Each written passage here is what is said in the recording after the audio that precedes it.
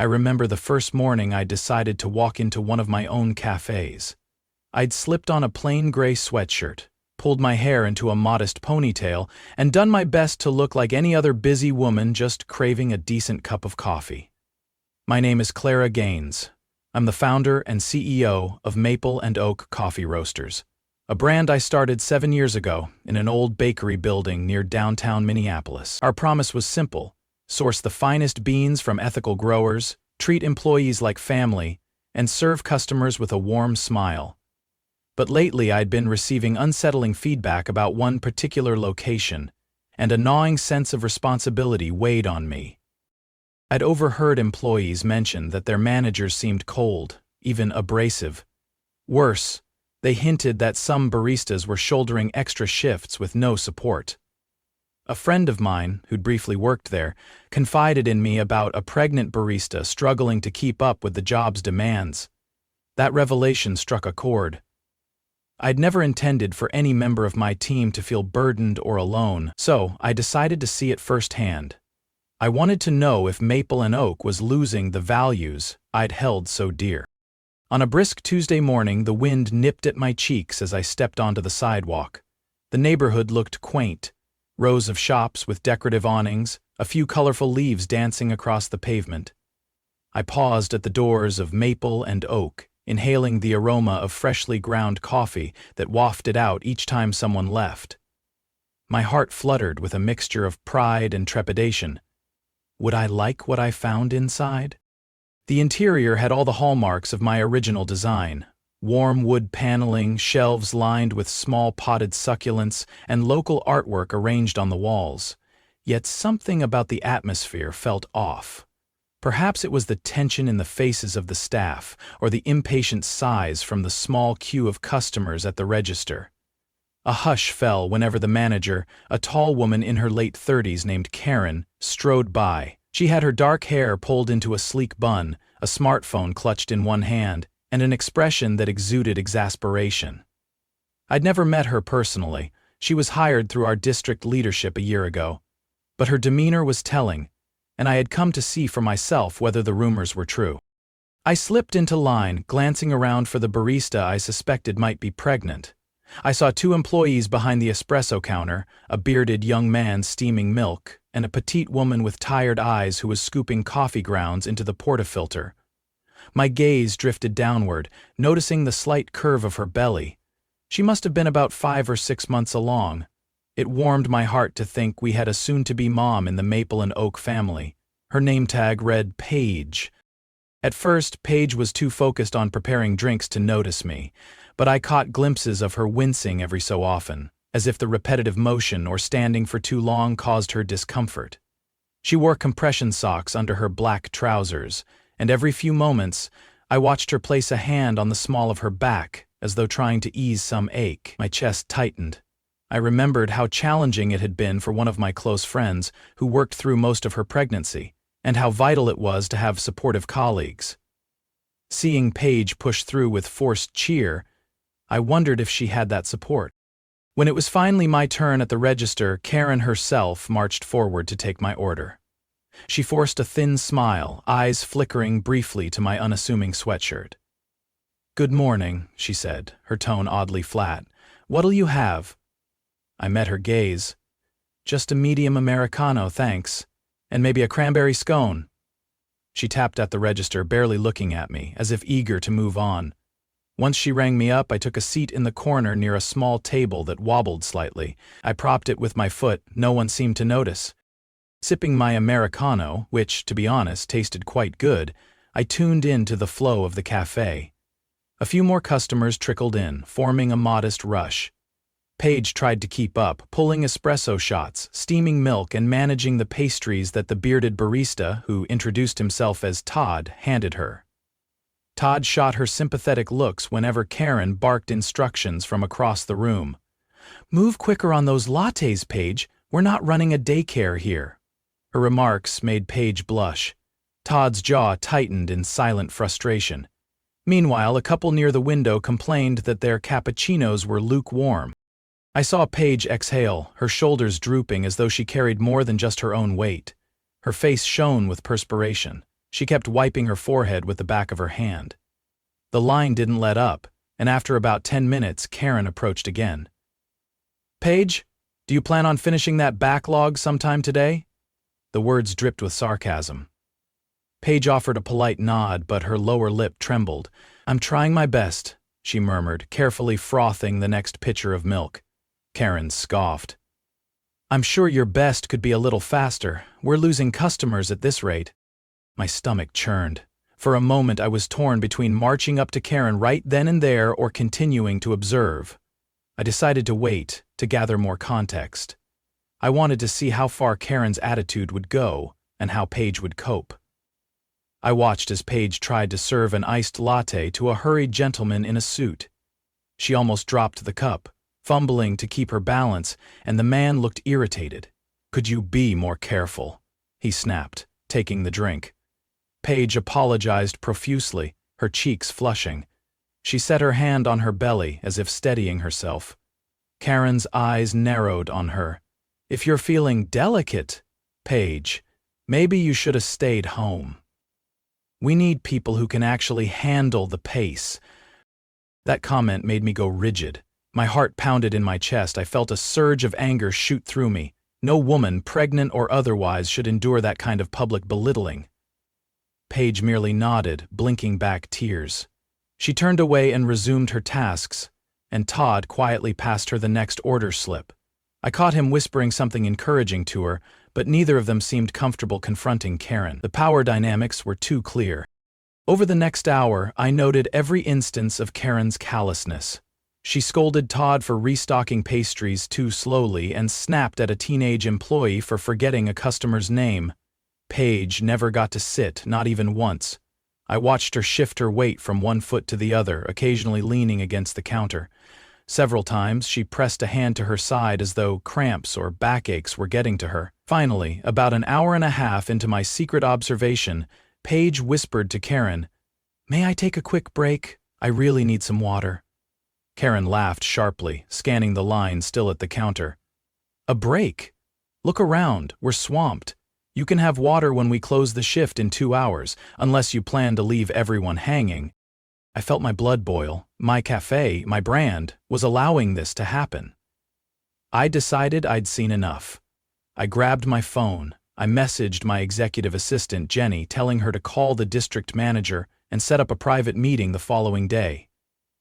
Then I took a deep breath, steeling myself to step in. But first, I wanted to approach Paige discreetly. I walked to the counter under the guise of ordering another pastry. Todd was busy at the register, so Paige stepped up with a shaky attempt at a smile. "How can I help you?" she asked, voice betraying her exhaustion. I lowered my voice, leaning close enough so only she could hear me. "Are you okay?" I asked gently. She blinked, surprised by the personal question. "I'm fine," she managed to say, but her eyes darted to the side where Karen hovered, presumably within earshot. I gave Paige what I hoped was a reassuring nod. "Maybe you could ring up a bottle of water for me, please, and keep it for yourself." Her eyes widened, tears threatened to spill. Before she could respond, Karen cleared her throat, arms folded across her chest. "Is there an issue?" Karen asked, sounding suspicious. I turned to her, forcing the best neutral expression I could manage. "No issue," I said. "Just noticing she seems tired.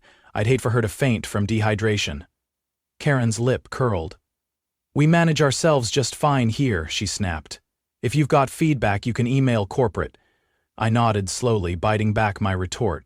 "Sure, I'll do that," I said, stepping aside. She turned on her heel, leaving Paige to exhale shakily. I sat back down, waiting until the rush subsided. Eventually the line thinned. A few customers busied themselves at the sugar station, stirring in cream or unwrapping pastries. Todd and Paige began wiping counters and clearing used cups from tables. Karen disappeared into the back office for a while. I guessed she was busy looking at spreadsheets or perhaps complaining about staff performance. After a moment, Paige headed toward the restroom, gently supporting her lower back with one hand. I seized the opportunity and quietly followed her a short distance, careful not to invade her personal space. When she emerged, I offered a small wave. "I'm sorry to bother you, but are you sure you're okay?" Her eyes filled with tears she had obviously been holding back. I don't want to get in trouble, she whispered. But I'm trying so hard. I'm 5 months pregnant and I can't afford to lose my job. My fiancé lost his work recently and we need every paycheck we can get. There was a raw vulnerability in her voice that tore at my heart. I'm just so exhausted. Every shift feels longer than the last, and sometimes the pain in my back makes it hard to breathe. I gently placed a hand on her forearm. I'm sorry, I said, my throat tightening. No one should treat you like this. She looked away, swallowing hard. I don't know if corporate even cares. Karen keeps saying that if I complain, I'll be seen as unfit for the job. A surge of protectiveness coursed through me. If only she knew who I really was. Listen, I said, I promise that's not how Maple and Oak is supposed to run. I've known the founder from the very beginning, and she'd never approve of this. I had to stop myself from revealing my identity right then. Paige's brow furrowed, but a tiny spark of hope lit her eyes. Really? I heard she was focusing on expansions and didn't pay attention to the smaller stores. I felt a pang of guilt at her words. Maybe I had been too distant. She tries to pay attention, I murmured, but sometimes upper management doesn't relay everything. Still, I think changes will come soon. Hang in there, okay? Paige nodded, blinking back tears once more. She started to speak, but Karen emerged from the back, barking, Paige! If you've got time to stand around, you've got time to clean the pastry case. Paige mumbled an apology and darted off. I clenched my fists, biting my lip to contain the anger twisting in my gut. I stepped out of the cafe soon after, heart heavy. My next move was to call Jenny again and confirm tomorrow's meeting. I want the district manager and Karen present. No excuses, I told her, pacing near my car. I also want to talk to Paige privately. Jenny's voice wavered with concern. Of course, do we have a plan? I scanned the front of Maple and Oak, inhaling slowly. Yes, but first I want to see how Karen behaves when she thinks I'm just another random face in the crowd. I'll come in tomorrow as well, maybe order something different. Then, once I've observed enough, I'm going to let her know exactly who I am. The next morning I arrived before sunrise, wearing a slightly different outfit. Black jeans, a loose sweater, and a cap pulled low over my forehead. I sat at a table near the entrance this time, ordering a mocha to blend in. Paige arrived, looking even more exhausted than the previous day. Dark circles under her eyes suggested poor sleep. Karen was at the counter, tapping away on her phone as if the entire staff's performance was an inconvenience to her. Once the door was unlocked to let customers in, Paige jumped into action, preparing the espresso machines and aligning the pastry trays. When her shift started, she took only a few sips of water, then launched herself into fulfilling orders. Todd wasn't in yet, perhaps his shift was later, so Paige tried to handle things alone. Karen hovered, tossing out criticisms instead of practical help. If you can't move quicker, you'll bury us in complaints. Don't let that milk scald. Are you sure you can handle the cappuccino station, Paige? You look like you're about to pass out. Each remark chipped away at Paige's confidence. Once or twice, she glanced my way. I offered the slightest nod of reassurance, which I hoped conveyed, I'm watching. You're not alone. An hour passed, and the store steadily filled with the morning rush. Paige's face shone with perspiration, and I noticed her shift her weight with increasing frequency. Suddenly, while reaching for a fresh pitcher of milk, she visibly grimaced, cradling her belly with one hand. A startled customer asked if she was okay. Paige tried to smile but ended up gasping. My pulse spiked with alarm. Karen came around the corner, took one look at Paige and said loud enough for a few nearby patrons to hear, If you're in that much pain, maybe you should clock out and let someone else who's not pregnant take over.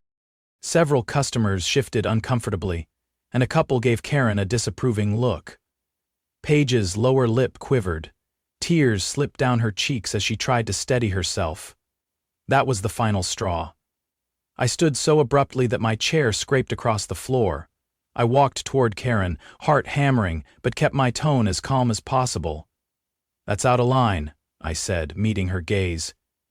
Karen squared her shoulders. Excuse me? Who do you think you are? I took a measured breath. I'm someone who cares about how employees are treated. Karen let out a short, contemptuous laugh. Well, if you don't like how I run things, you can take your coffee somewhere else. Paige stood there, eyes wide, a tear still clinging to her eyelashes. Several customers paused, looking on in disbelief.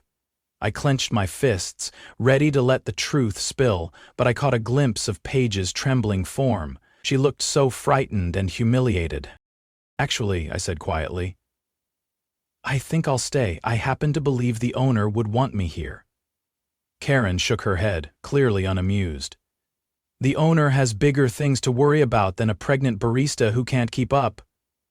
That was it. I couldn't stand by any longer.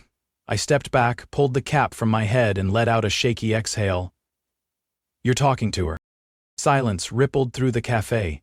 Paige's lips parted, the color draining from her face. A couple of customers looked stunned. Karen blinked, momentarily speechless. What? She stammered, her facade cracking. I extended my hand to Paige to steady her. My name is Clara Gaines. I'm the founder and CEO of Maple and Oak Coffee Roasters, and you, Karen, have some explaining to do. For a moment, Karen stared like she might faint, her expression a mix of shock and indignation. I didn't realize, she tried to sputter out a defense, but I cut her off. No, you didn't. That much is clear, because if you had, you'd know how serious I am about employee well-being. I glanced at Paige, whose face was awash in relief and disbelief. Are you okay? I asked gently, ignoring Karen's sputtering protests. Paige nodded, pressing a hand to her belly. Maybe I just need a moment to sit, she whispered. I led her to a nearby chair, placing a hand on her shoulder. Please, take your time. Todd will be in soon, and we'll handle everything else. Karen tried to regain control of the situation, lifting her chin. I was just following corporate guidelines, she insisted, though her voice wavered. I arched a brow. Really? Which guideline tells you to shame a pregnant employee for needing a break? Because that's not in any Maple and Oak handbook I wrote. She folded her arms, her cheeks flushing. We have targets to meet. We're understaffed. I can't coddle everyone. I shook my head, anger simmering beneath my skin.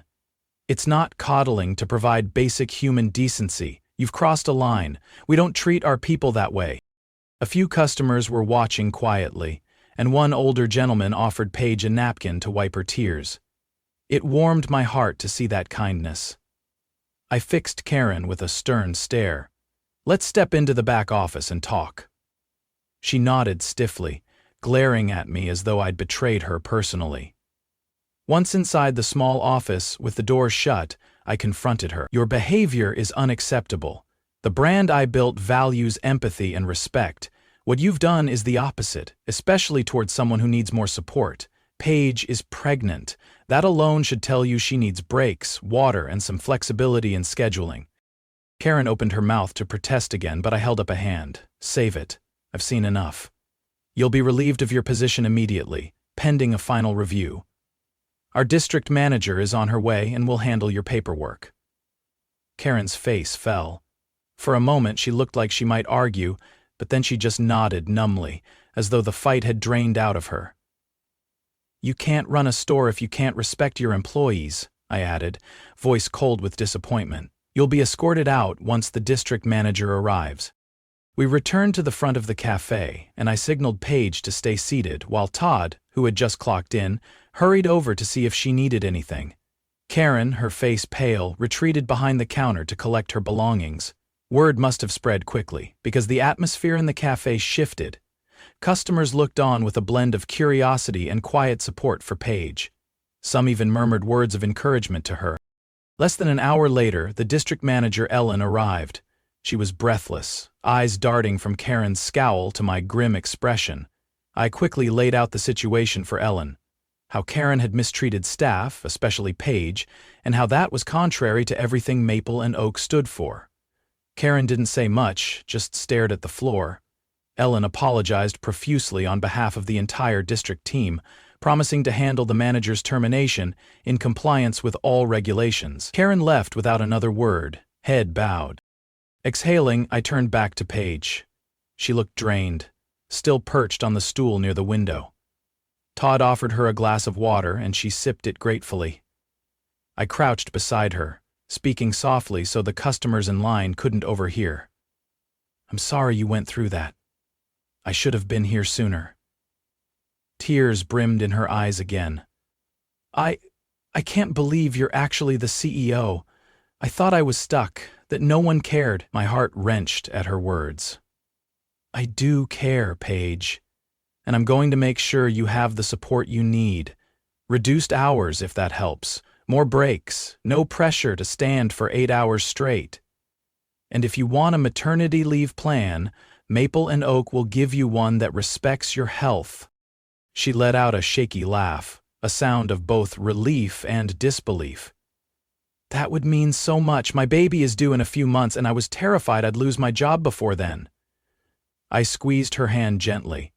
"You're not losing anything. In fact, I'm going to authorize a pay raise for you. You've shown incredible dedication under awful conditions." Paige's eyes widened. I don't know what to say." I smiled. "No need for anything. Just take care of yourself." Before the shift ended, I stood in front of the small staff that had gathered. Todd, a few part-timers who'd arrived for the afternoon shift, and Paige, who had decided she felt well enough to continue but was now seated on a high stool behind the espresso machine.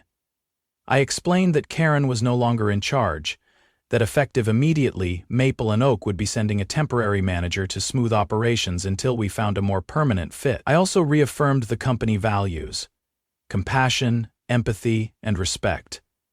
It wasn't a fancy corporate speech, it was from the heart. Over the next few days, I personally stayed on site, filling in wherever needed. I worked the register, bagged pastries, and made sure Paige never had to push herself to exhaustion. Todd seemed relieved to see me stocking shelves and wiping tables, though he initially confessed he felt odd having the CEO do such tasks. I told him it was no trouble. I needed to reconnect with the people and the heart of my business. Paige finally allowed herself to laugh at work. Her shoulders relaxed as we tweaked the schedule to give her shorter shifts. Customers noticed the change in energy too, especially the regulars, who commented that the staff seemed happier and friendlier. I took the time to speak with many of them, gleaning more ideas on how to improve the layout and flow. By the end of the week, I'd recruited a new interim manager named Sasha, someone who had a track record of leading with compassion. On Sasha's first day, I introduced her to everyone, making it clear that Paige's well-being and that of all employees was a top priority. Sasha nodded eagerly. We exchanged a handshake full of promise. Before I left for my main office, I pulled Paige aside. She looked healthier, more at ease. Her cheeks glowed with relief rather than stress. "Paige, if you ever have any concerns, you can call or email me directly. Don't let anyone make you feel powerless, okay?" She smiled, tears glistening in her eyes. "Thank you. You saved me. I honestly thought I'd have to quit." I returned her smile, placing a gentle hand above her belly. No one should have to choose between their job and their child's well-being. Maple and Oak is better than that, and I promise you, we'll keep working to prove it. As I drove away, I replayed the week's events in my head, a swirl of anger and gratitude. Anger that such a toxic situation had developed under my watch, gratitude that I'd discovered it before it broke someone's spirit entirely. I vowed to be more present in the day-to-day realities of my stores. Expansions and profits meant nothing if my employees were unhappy or mistreated. My brand was built on the idea that every cup of coffee is brewed with warmth, and that warmth must extend to the people who make it all possible. I checked my rearview mirror, seeing the bright Maple and Oak sign recede in the distance, leaves swirling around the entrance. It felt symbolic, as though we were shedding old, toxic habits and welcoming a season of renewed empathy. Paige's story became a turning point for me, and for the entire company. From that day forward, whenever I sip a mocha or greet a barista, I remember her courage and how close we'd come to losing a good person just because someone in power forgot compassion. Never again, I told myself. A business that claims to be about care and connection can't afford to let cruelty slip through the cracks.